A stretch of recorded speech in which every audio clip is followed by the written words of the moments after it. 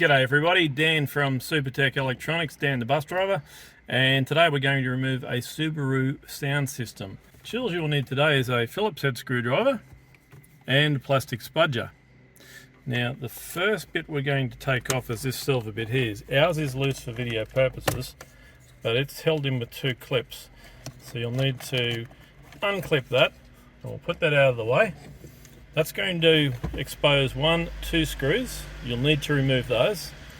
And this guy here, once again, it is loose for video purposes. You'll need to get a spudger onto that and unplug that and get it out of the way, the air vents. And that will expose two screws right up the top there. So we're going to go ahead and remove those two screws now.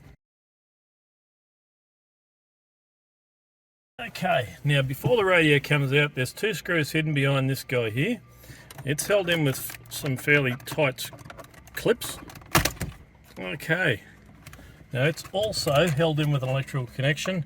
Press the center pin and pull it towards the front of the dashboard, and we'll just put that out of the way. Now we've exposed two more screws on the bottom here. Now this guy should be ready to come out. Okay, so you grab both hands and reef the radio out, being careful not to scratch anything. Now, it will be held in with electrical connections. They all come out by pressing the middle pin and pulling it towards the front of the car. You can't get them in the wrong place, they are keyed. Okay, just one final note. Before you send your stereo off to Supertech Electronics for repair, unbolt this module from the bottom of the stereo. If it's left out, your car will stay in park and won't let you drive it away. Once you've got that out, you can send it off to Supertech Electronics for repair.